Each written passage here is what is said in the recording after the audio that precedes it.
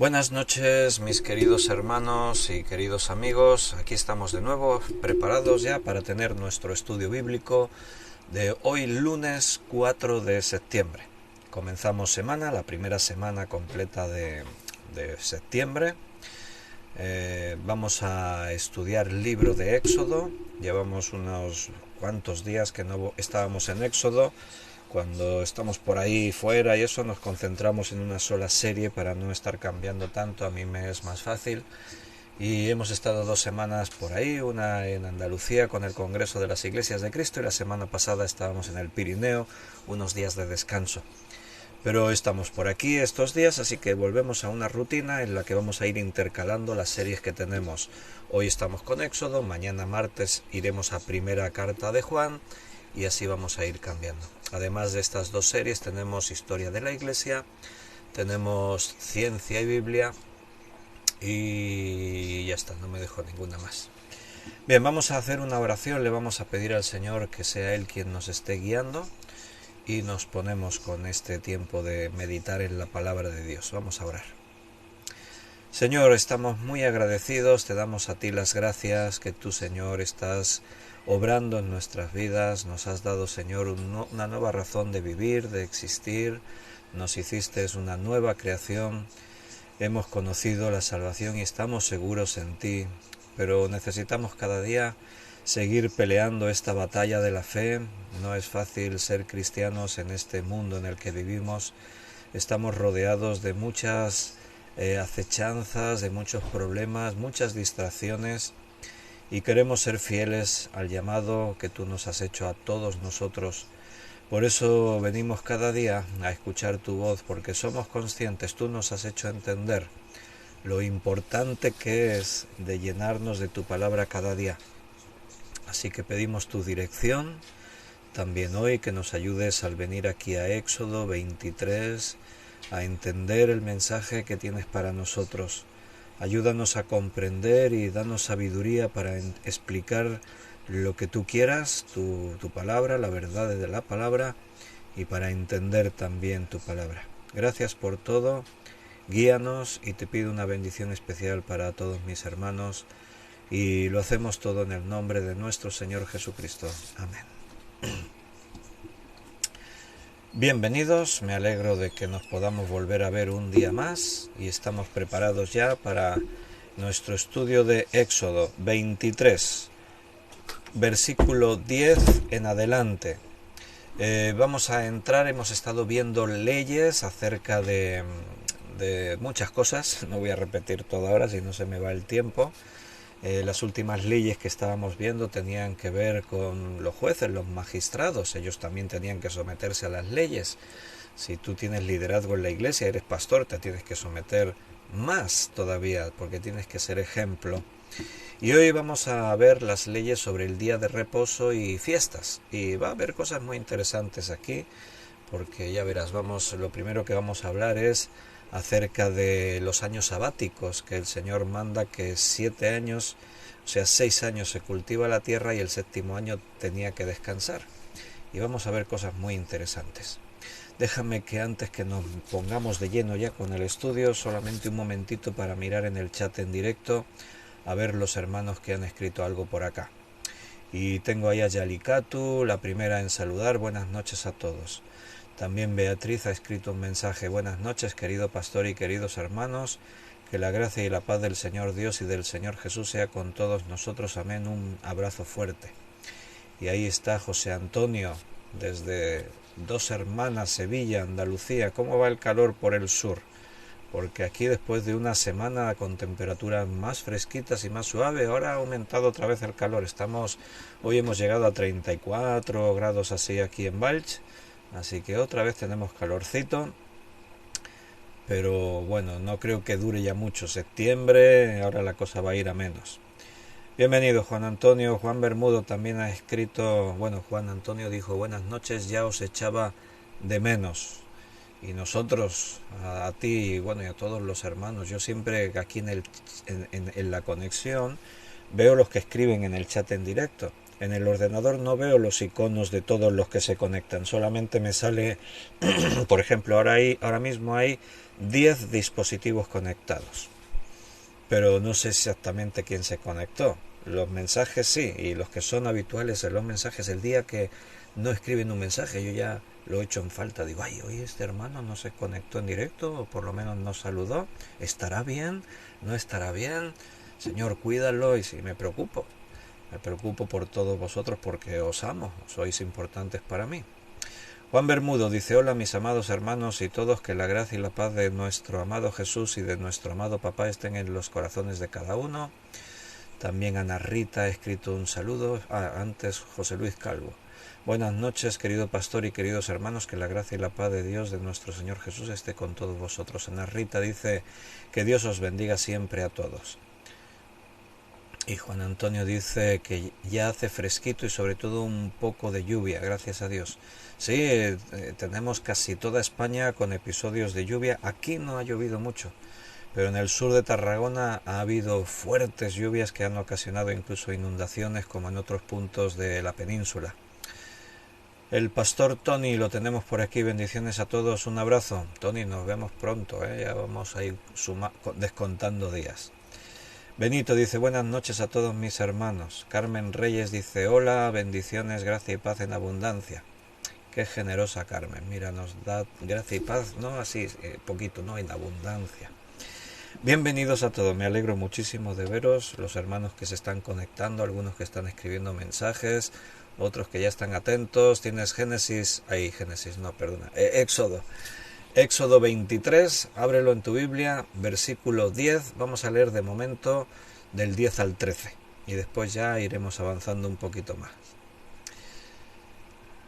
Tony dice: sí, el 17 nos vemos. Sí, ahí apuntado en la agenda está. Éxodo 23, 10. 6 años sembrarás tu tierra y recogerás su cosecha, mas el 7º año la dejarás libre para que coman los pobres de tu pueblo, y de lo que quedare comerán las bestias del campo. Así harás con tu viña y con tu olivar. 6 días trabajarás y el 7º día reposarás, para que descanse tu buey y tu asno, y tome refrigerio el hijo de tu sierva y el extranjero. Y todo lo que os he dicho, guardadlo, y nombre de otros dioses no mentaréis, ni se oirá en vuestra boca. Y ahí nos paramos de momento. Bien, aquí lo que ahora vamos a estudiar es el principio del día de reposo, que, como has notado, no solo se aplicaba a la semana, sino también en los años, lo que llamamos año sabático. Siempre conocemos que sí, el sábado es día de reposo, ¿verdad? Incluso dentro del cristianismo hay algunos que quieren seguir aplicando este principio. Dicen: no, es que el sabbat se tiene que guardar. Hay algunos grupos que ya se salen un poco del cristianismo genuino, como los adventistas del 7º día. Es más secta que religión. Respeto a cada uno, pero el origen del adventismo del 7º día y algunas prácticas se salen de la Biblia. Se siguen, en principio se pretenden seguir las enseñanzas bíblicas, pero en el caso de los adventistas del 7º día también se siguen las enseñanzas de Elena, de una de sus líderes, Elena. Y bueno, y hay cosas pues que se intentan aplicar, como unas formas de dietas, y otra de las cosas es guardar rigurosamente el sábado, hasta tal punto que, por ejemplo, los adventistas del 7º día dicen que los que no guardamos el sabbat no nos vamos a salvar, nos vamos a condenar para siempre. Bueno, yo respeto las opiniones de cada uno, pero la Biblia no dice eso. La Biblia no enfoca la salvación a guardar una ley y una fiesta, sino en la fe en Jesucristo. Pero bueno, cada uno puede creer lo que quiera, somos libres. Tú puedes creer en la Biblia o puedes creer en el libro gordo de Petete. Algunos no saben de qué estoy hablando, pero cada uno puede leer lo que quiera. La palabra de Dios nos enseña que la salvación es por la fe en Jesucristo. Sí que es cierto que la fe se tiene que demostrar por las obras, pero en cuanto al sábado ya vamos a hablar más extensamente de todo eso, para que os quedéis tranquilos. Si alguno dice: ay, yo no guardo el sábado, me estaré condenando, que os quedéis tranquilos. Y veremos, ya iremos a los textos bíblicos, donde se nos muestra que los primeros cristianos en Hechos de los Apóstoles, de una forma espontánea, cambiaron el sábado por el domingo. Tú ves que en el contexto en el que ellos viven, vamos a decir que el sábado sigue siendo ese día de fiesta, porque ellos están bajo las leyes judías. Si vives en Jerusalén el sábado se paraliza todo, no se mueve un dedo. Pero los cristianos empiezan a cambiar el día de celebración, de su día especial en cuanto a la fe, a experimentar a Dios, a hacer culto a Dios, lo cambiaron. Y ya no lo van a hacer el sábado, lo van a hacer el domingo. ¿Por qué? Porque fue el día que Jesucristo resucitó y ahora para ellos esto tiene un significado. Entonces, quiero que te fijes que dice 6 días trabajarás y al séptimo reposarás. Ese es el principio. O sea, llámale al día de reposo sábado, domingo, lunes.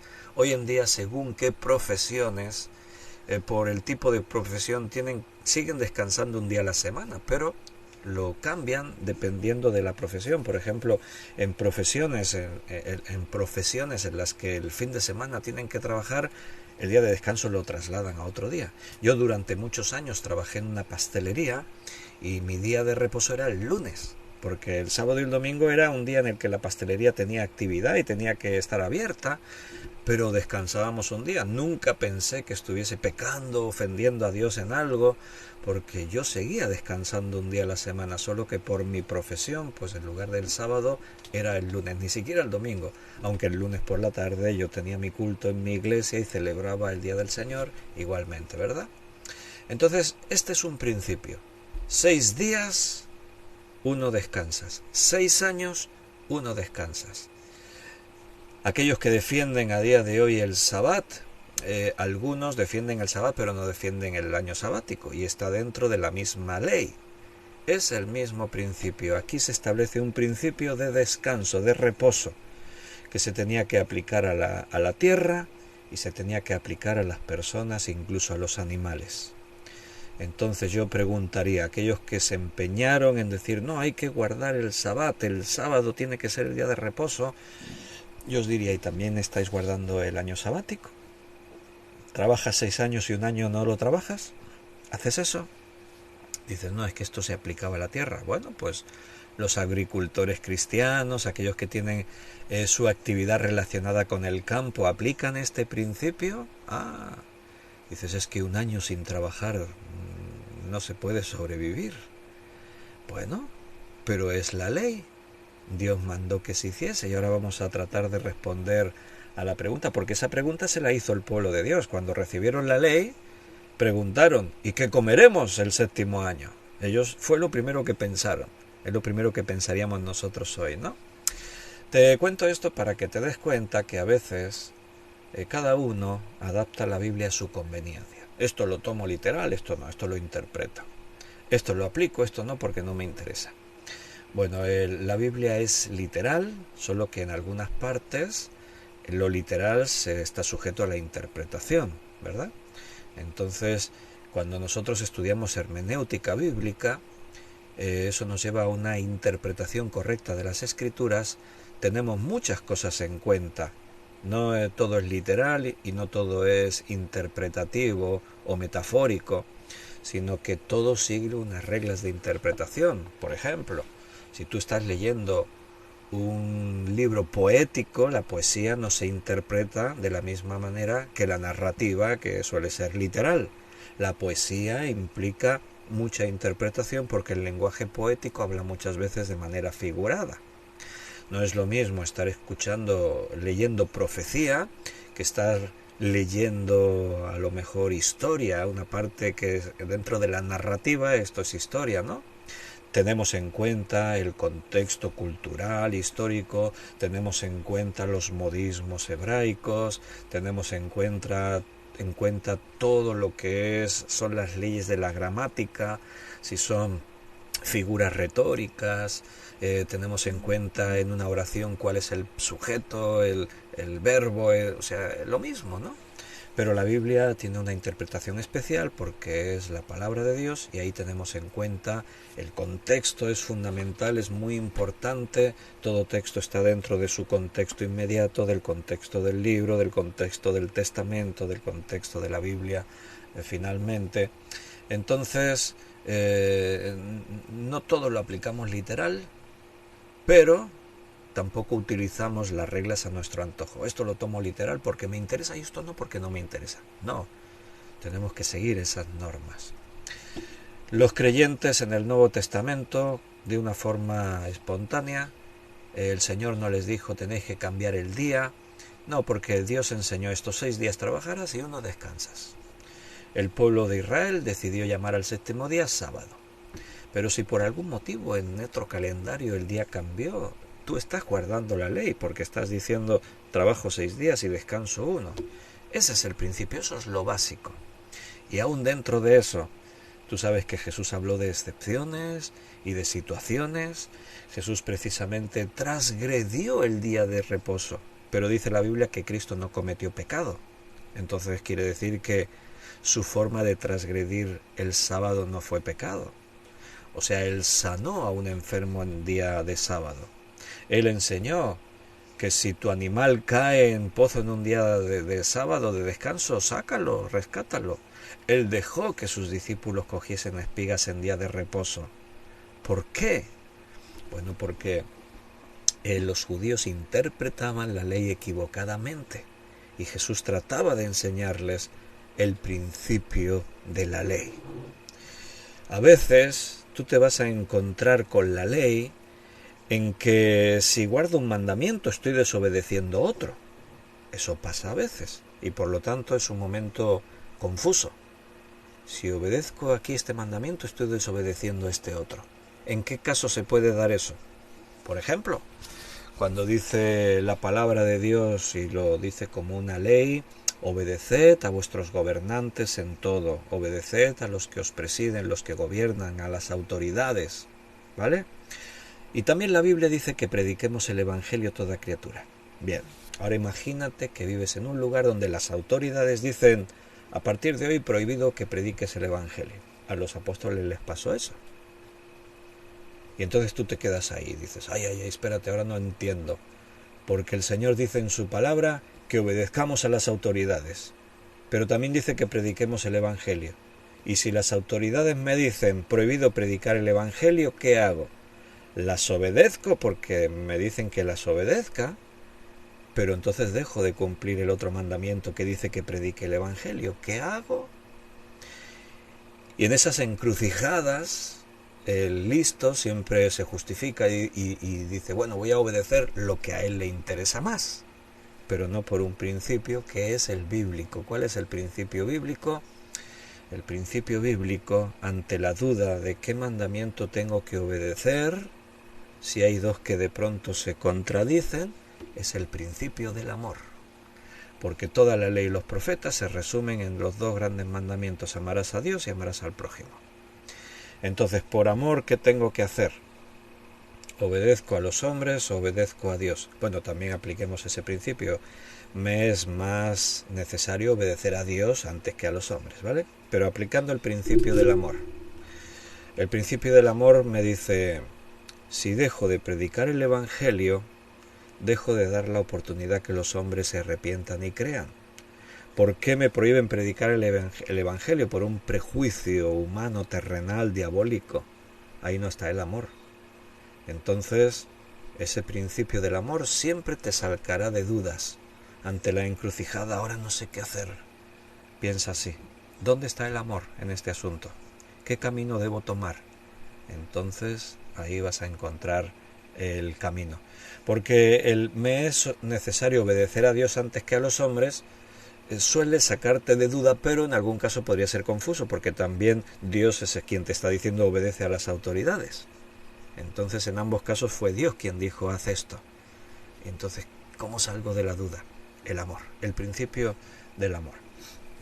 Bien, entonces el sábado, el principio de descansar no solamente se aplica a las semanas, sino también a los años. 6 años sembrarás tu tierra y recogerás su cosecha, mas el séptimo año la dejarás libre. Y el año sabático, en este tiempo, esto era único en el mundo, Israel quien lo aplicaba. O sea, a Israel lo aplicaba, eran los únicos en todo el mundo que aplicaban este principio. Nadie hacía eso de hacer descansar la tierra un año entero después de 6 años trabajarla. Así que el año sabático solo se asociaba con Israel. Aunque, y ahora aquí te voy a enseñar algo, aunque el principio de hacer descansar la tierra se ha aplicado a lo largo de la historia en todos los pueblos. Siempre se aplicó ese principio, siempre. La tierra tiene que descansar, tiene que reposar después de utilizarla, de hacer que se siembre y se coseche. Hasta el día de hoy se tiene que aplicar ese principio, solo que los tiempos han cambiado. Si te hago una pregunta, ¿sabes la respuesta? ¿Por qué hoy no se practica el hacer descansar la tierra? ¿Por qué no se hace eso? ¿Quién sabe la respuesta? A ver, que me lo diga.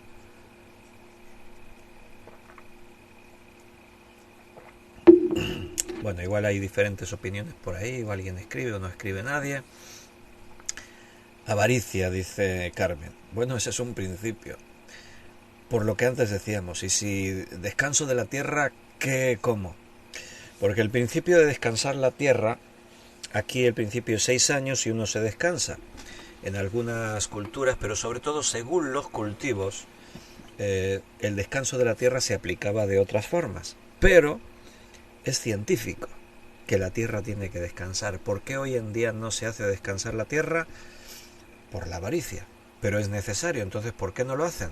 Se buscan otras fórmulas para que la tierra no descanse. ¿Qué fórmulas?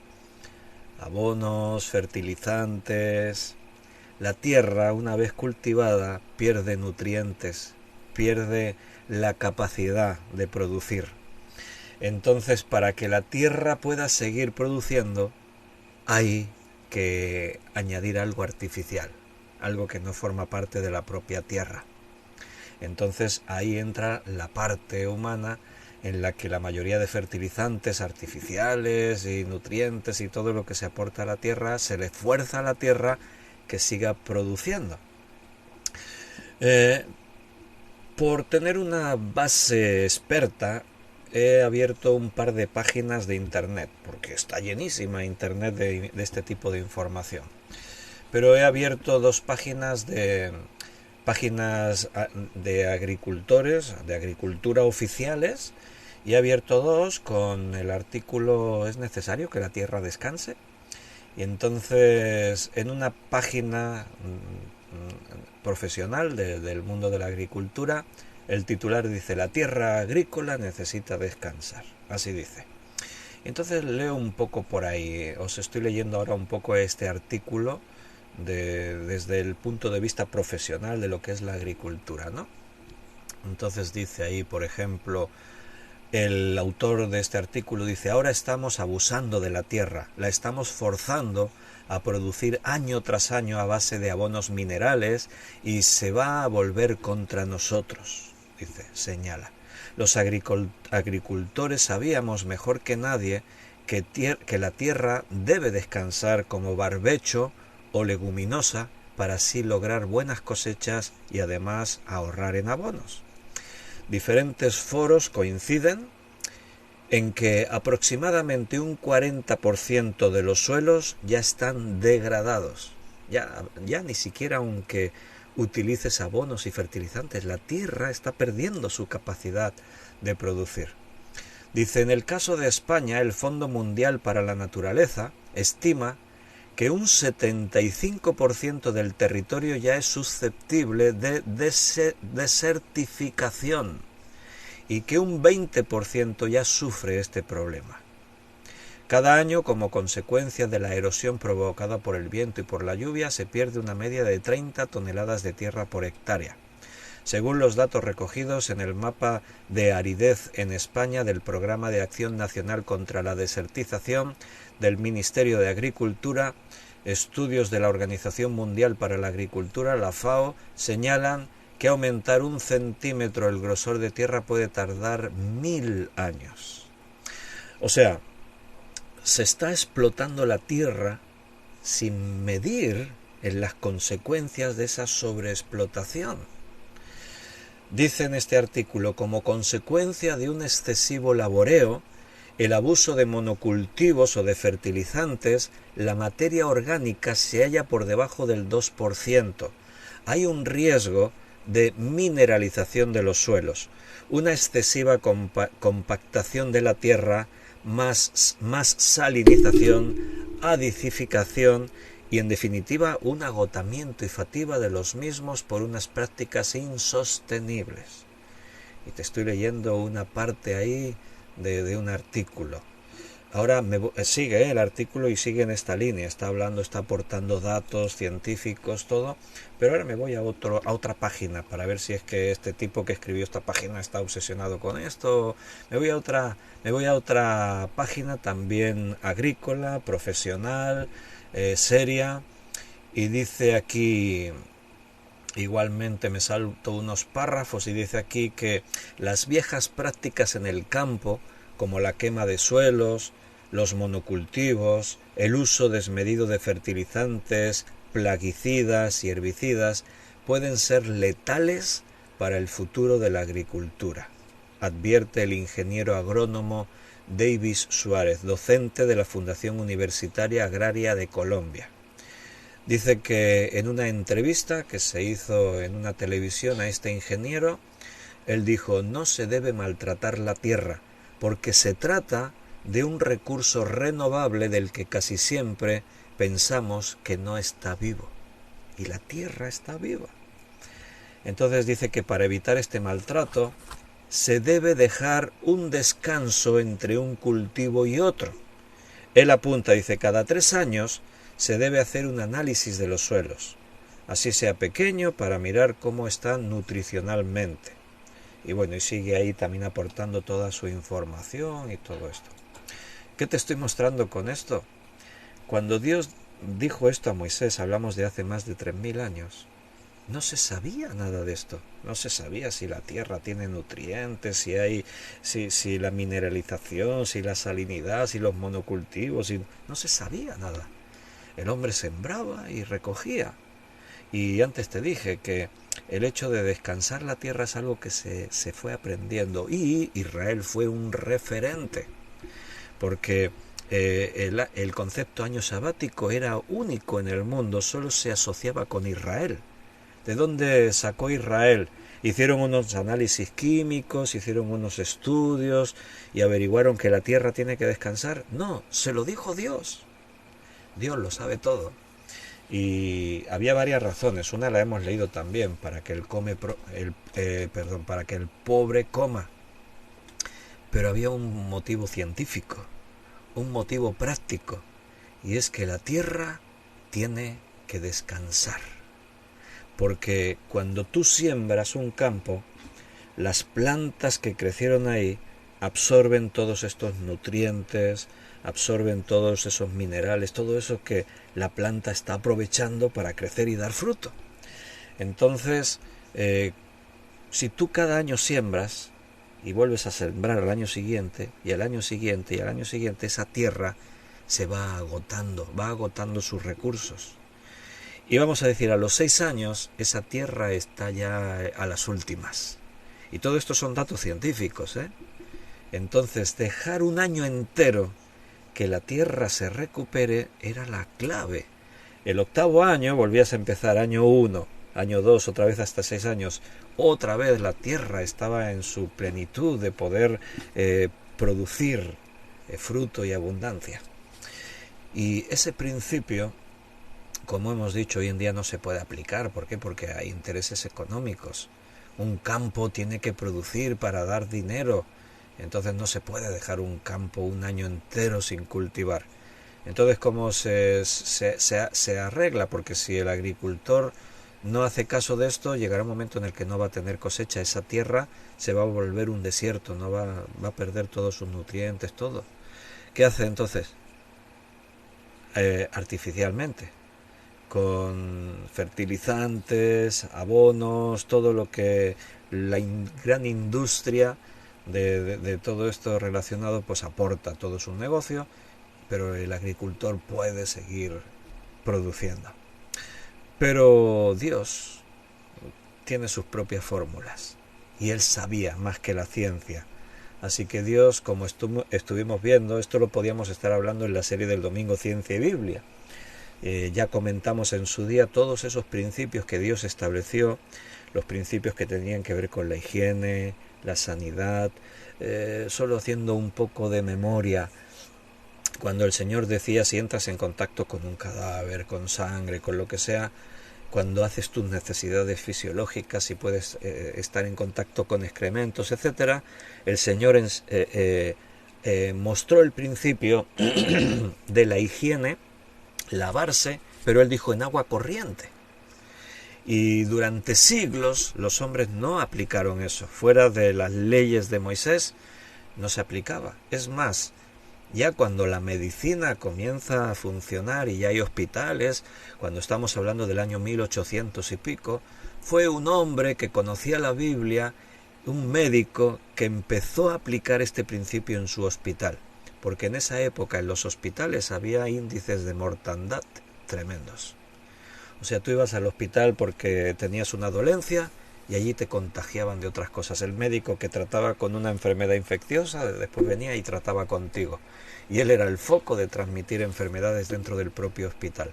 Mujeres que iban al hospital para dar a luz, a veces contraían enfermedades terribles y los niños, los bebés enfermaban y morían. En los hospitales de maternidad, los índices de mortandad eran elevadísimos. Y este hombre empezó a aplicar el principio bíblico de lavarse, higiene, en agua corriente, algo tan sencillo, tan simple que dices, y hasta el 1800 y pico, cerca del 1900, no se dieron cuenta de eso. Es más, a este hombre, en la comunidad científica, cuando él trató de aplicar esto, le criticaron duramente, le atacaron, lo menospreciaron, llegó a sufrir incluso hasta depresiones y todo por culpa de todo esto, y años más tarde se tuvo que reconocer que este hombre tenía razón, porque la Biblia tiene razón. La Biblia nos enseña, como dice ahí Belén, solo el gran ingeniero y diseñador de la creación podía saber eso. Ahí os he estado leyendo, he visto que estabas ahí comentando cosas. Juan Vázquez decía, antiguamente en los tiempos de mis padres se hacía el barbecho, creo que es el descanso de la tierra, sí, correcto. Normalmente el agricultor no cesaba su actividad. Un campo lo destinaba a descansar, a lo mejor no un año entero, unos meses, y otro campo lo utilizaba, y así se iba intercambiando. Que en la Biblia, te voy a mostrar algunos textos en Levítico, cuando dice ahí, 6 años sembrarás tu tierra y recogerás su cosecha, mas el 7º año lo dejarás libre para que coman los pobres, etcétera.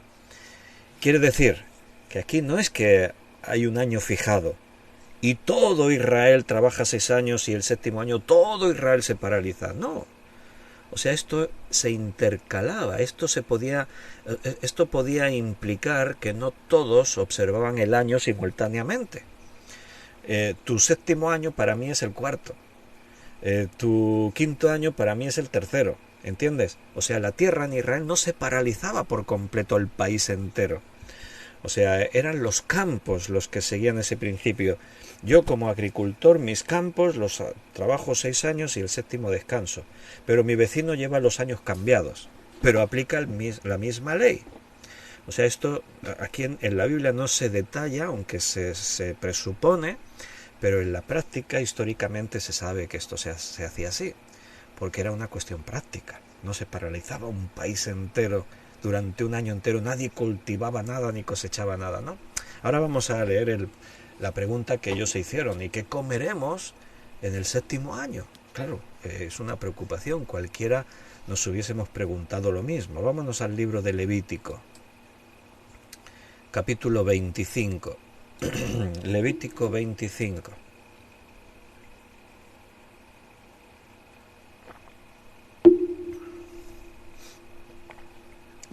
Y vamos a leer primero del versículo 1 al 7. Jehová habló a Moisés en el monte Sinaí diciendo: Habla a los hijos de Israel y diles: Cuando hayáis entrado en la tierra que yo os doy, la tierra guardará reposo para Jehová. 6 años sembrarás tu tierra, y 6 años podarás tu viña y recogerás sus frutos, pero el 7º año la tierra tendrá descanso, reposo para Jehová. No sembrarás tu tierra, ni podarás tu viña. Lo que de suyo naciere en tu tierra segada, no lo segarás, y las uvas de tu viñedo no vendimiarás. Año de reposo será para la tierra.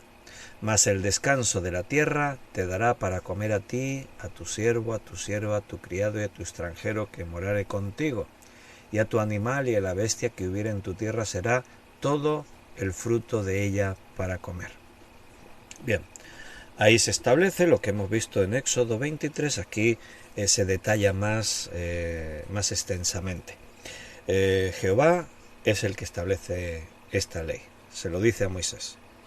6 años trabaja la tierra, 1 año descansa. Dice cuándo se tenía que hacer: cuando hayáis entrado en la tierra que yo os doy. Allí ellos van a estar establecidos. De momento, en el desierto del Sinaí, antes de entrar a Canaán, ellos están 40 años y están como nómadas. No se establecen firmes en un sitio. Entonces este principio se establece, esta ley se va a quedar establecida cuando ellos ya están asentados en su tierra. Ahí ya van a estar años trabajando las tierras, no como ahora que vamos a decir están temporalmente. El propósito no es que se queden en estos lugares desérticos, sino que vayan al lugar de provisión que Dios les había prometido, a esa tierra que fluye leche y miel, la tierra de Canaán. Entonces, esto se aplica cuando ellos ya están establecidos en el mismo sitio y se aplica a la tierra. 6 años la trabajas, el 7º año descansa. Aquí dice, claro, la tierra por sí sola va a producir algo. Cuando se sembró de trigo y se recoge el trigo, siempre hay granos que van a caer a la tierra y van de una forma espontánea a provocar que crezcan plantas al año siguiente. La viña, aunque tú no la podes ese año y no la vendimies, de todas formas va a producir uvas. Las uvas van a ser diferentes. Cuando tú podas, el principio de la poda que se establece, que se enseña en el Evangelio de Juan capítulo 15, la vid y los pámpanos, ¿no? Y dice, mi padre la podará para que lleve más fruto. O sea, la poda busca que produzca más, busca seleccionar para que el fruto sea más gordito, más bueno, más rico, más abundante, ¿no? Entonces todo eso, el 7º año no busca nada de eso. Pero claro, la tierra por sí misma algo va a producir. Hemos leído allí en Éxodo que eso que va a producir la tierra va a servir para que los pobres coman. Ahí se establece ese principio. Vas a permitir que en tus tierras los pobres y las bestias puedan comer de lo que se produzca ahí espontáneamente. Pero eso entra dentro de lo natural y la tierra está descansando, no está sobreexplotada, sino que está descansando. Pero el pueblo, cuando escuchó esta ley, se preguntaron, ¿y qué haremos? ¿Qué comeremos? Mira cómo lo dice ahí en el versículo 20. Estoy en Levítico 25, versículo 20. Y si dijereis, Dios ya sabe que ellos están preguntando esto, ¿no? Ellos están preguntando, ahí dice, ¿qué comeremos el 7º año? He aquí, no vamos a sembrar, no vamos a recoger nuestros frutos. ¿Qué haremos? Y Dios, ¿qué les dijo? Versículo 21, esto es una promesa. Entonces yo os enviaré mi bendición el 6º año, y ella hará que haya fruto por 3 años. Y sembraréis el 8º año y comeréis el fruto añejo hasta el año 9, hasta que venga su fruto comeréis del añejo. Claro, porque aquí no es solamente que un año dejamos de sembrar y no comemos ese año, no, es que esto se prolongaba 3 años. ¿Qué pasa? Si este año no sembramos, no recogemos nada. Quiere decir que en el mismo año que no hay siembra, ya no hay recolección. Pero es que lo que recogemos este año nos sirve para comer el siguiente. Pero si en este año no sembramos nada, el siguiente no vamos a recoger nada. Y el siguiente, que sería el tercer año, ese año sembramos. Pero claro, hemos sembrado, tenemos que esperar que nazca el fruto. Así que tenemos un problema no de un año, de 3 años. ¿Y qué dijo Dios? Mira, en el sexto año, antes de que entréis al año sabático, yo os voy a bendecir. Ese año vais a recoger, no para un año, vais a recoger para 3 años. Y esto es una promesa de Dios. Y Dios siempre cumple sus promesas, te lo aseguro, siempre. Mira, aquí había un principio de fe. Ellos tenían que decidir si creían en Dios o no. Cuando tú pones tu vida en las manos de Dios, tienes que confiar en Él. Si tú dices, mira Señor, en cualquier área, ahora estamos hablando aquí, esto tendría que ver con nosotros hoy con el tema trabajo. En cualquier área tú tienes que poner tu confianza en Dios. Dios a veces nos exige esa prueba de fe. Y ellos aquí tenían que dar una prueba de fe. Porque tú eres padre de familia, tienes una esposa, tienes unos cuantos hijos, tienes animales, tienes que darles de comer.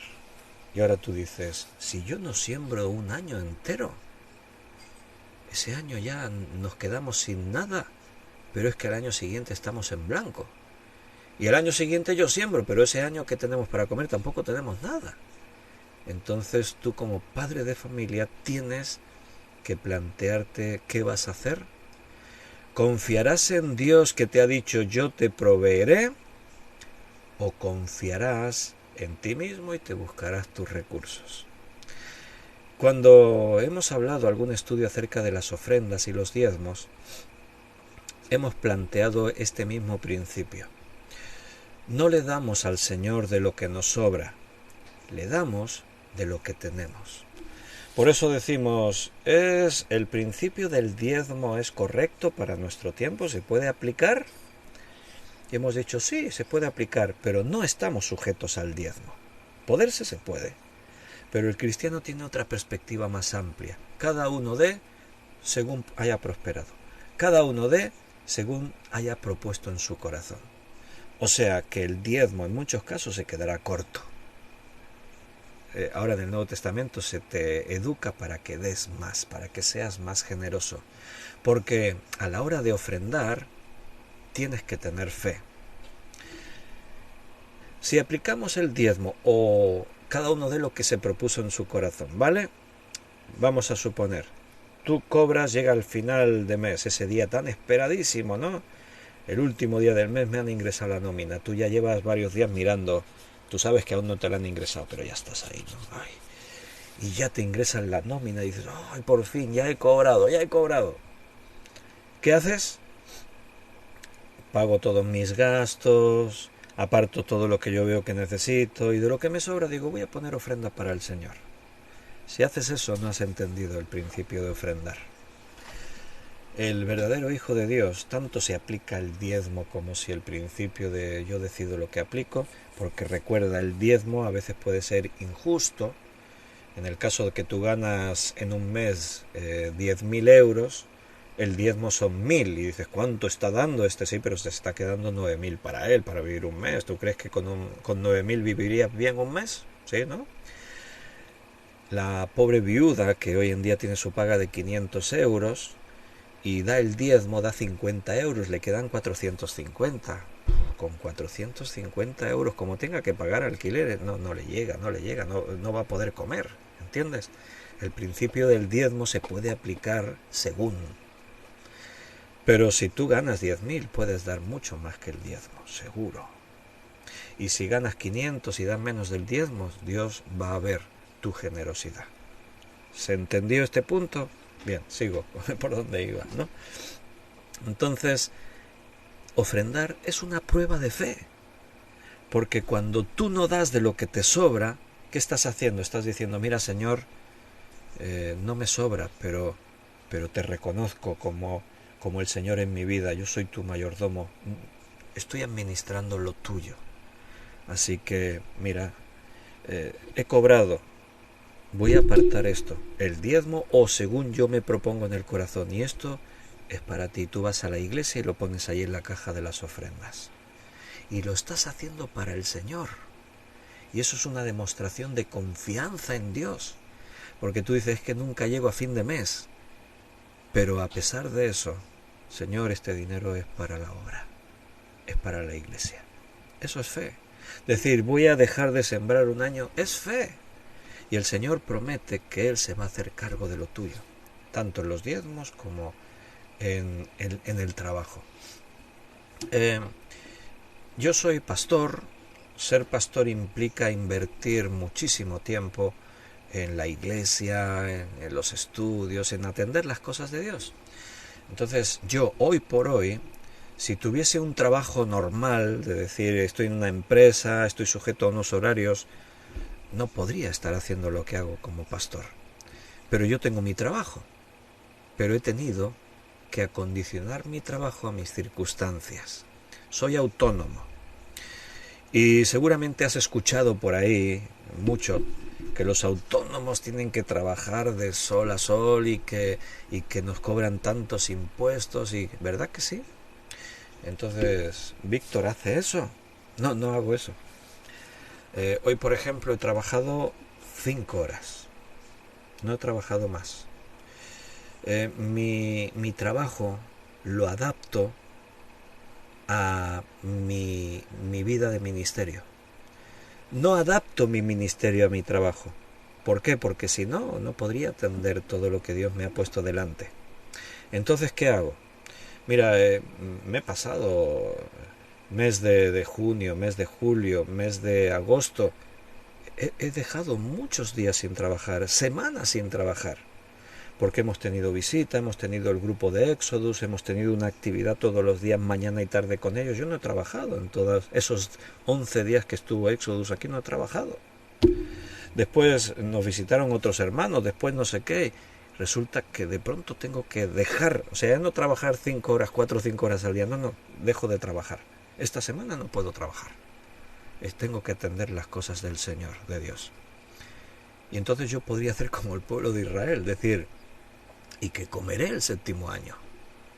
Tengo que seguir pagando mis impuestos como autónomo, mi seguro de autónomo, tengo que seguir. Si me preguntáis, ¿cómo te lo haces, Víctor? Pues te diré, no lo sé. Dios lo sabe. O sea, hace muchos años que fue como que Dios me habló y me dijo, Víctor, tú ocúpate de lo mío y yo me ocuparé de lo tuyo. Y puede ser que al principio, hace muchos años, tuviese mis temores, ¿no? En pensar, este mes no tengo trabajo, no podré pagar. Y el trabajo llegaba en la medida. El trabajo adecuado para que pudiese ganar lo adecuado y pudiese... O sea, es un poco como esto. Yo el sexto año te voy a dar para que los otros años que vienen ya no tengas que trabajar, para que puedas... El Señor hace eso conmigo. Mira, yo te doy un trabajo para que lo que ganes con ese trabajo te sirva como si hubieses estado trabajando todo el mes. Y Dios sabe, o sea, es el administrador. Como ahí antes habéis dicho, el Señor es el que tiene el control de todo, pues así. Cuando tú decides poner tu vida en sus manos y decir, Señor, mira, por servirte, por hacer esto, yo voy a hacer así, me voy a administrar así, te aseguro que Dios es fiel y jamás nos falla, nunca. Puede ser que a veces pases por una pequeña prueba para ver cómo andas, pero en las pruebas no te desesperas porque confías en Dios. Dios siempre tiene el control en nuestras vidas. Y si no nos creemos esto, entonces ¿qué? ¿Para qué estamos ahí hablando de fe y del amor de Dios y de cuánto nos ama? Y realmente la fe se pone a prueba. Y el principio del sábado, por un lado, probaba la fe, por otro lado, era para bendición. Porque mira, esa codicia de decir, no, es que tengo que sembrar el 7º año, a largo plazo, era perjudicial, porque esas tierras, como está pasando hoy en día, que a pesar de los fertilizantes y los abonos y todo eso artificial, como os he leído en esas 2 noticias, os podría haber mostrado 100 páginas más que hablan de lo mismo. La tierra está cada vez perdiendo sus propiedades y las tierras que ya se han vuelto inocuas, que están desérticas y que ya no pueden producir, aumentan. Por eso todos estos expertos en agricultura alertan y dicen que nos acercamos a un futuro cercano, hablan de pocos años en los que no va a haber tierras para sembrar, no va a haber tierras.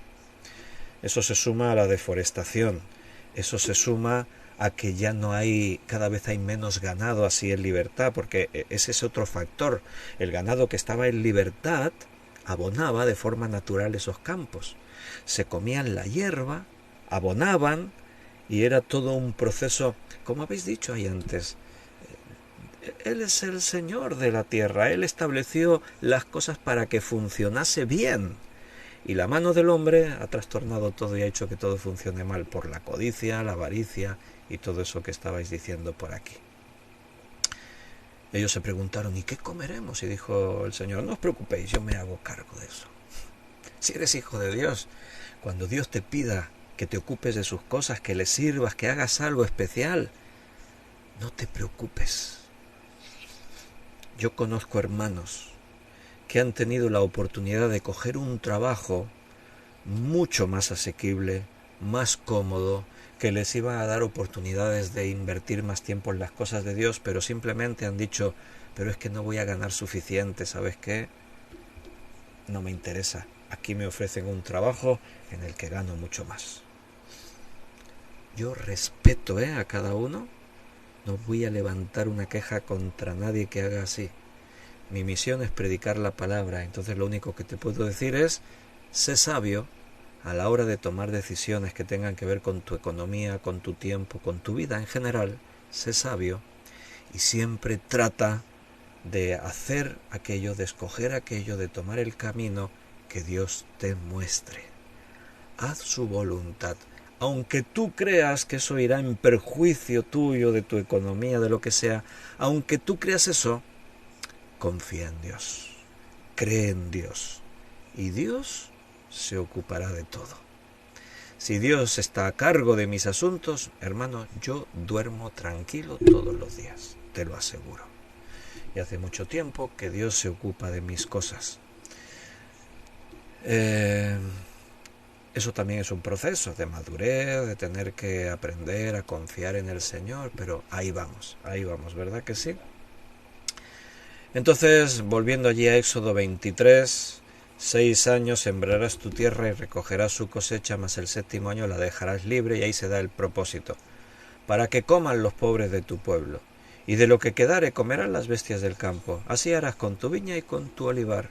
Tus campos tienen que descansar. Y ahí nos quedamos.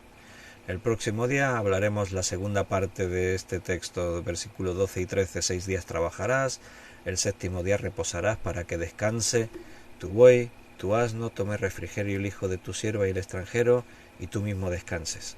Es el mismo principio, 6 años, 7º descanso para la tierra.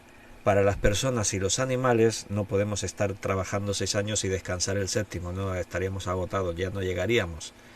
Para las personas y las bestias, el principio de descanso se queda establecido en 6 días de la semana y un 7º día de descanso. Y eso funciona. Igualmente que lo de la tierra tenía una base científica, lo del Sabbat tiene una base científica y está demostrado. Porque en nuestros países industrializados, modernos, que ya no creen en la Biblia ni son cristianos, siguen aplicando el mismo principio del descanso. Así que Dios siempre tiene razón. La Biblia tenía razón. Queridos hermanos, nos despedimos por hoy. Se nos ha pasado nuestro tiempo. Hemos llegado a las 10 de la noche, así que ya nos despedimos hasta mañana. Acuérdate que mañana estamos dentro ya de lo rutinario y los martes el estudio bíblico es a las 8. Si estás aquí vas a venir a nuestro local de reuniones 7:30, porque de 7:30 a 8 tenemos tiempo de alabanza. Así preparamos nuestro corazón y la alabanza de los martes es libre. Los hermanos tienen ahí unos cuadernos con canciones, un himnario, y cada uno pide la canción que quiere cantar. Si podéis venir, veniros. Es mucho mejor en persona que no por internet. O sea, donde no se puede comparar. El internet es cuando no hay más remedio.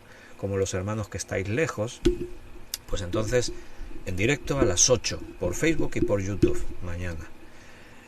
Tema, primera carta de Juan. Estamos en el capítulo 3, versículo 11. El tema, el amor. Mañana seguimos. Un abrazo muy fuerte.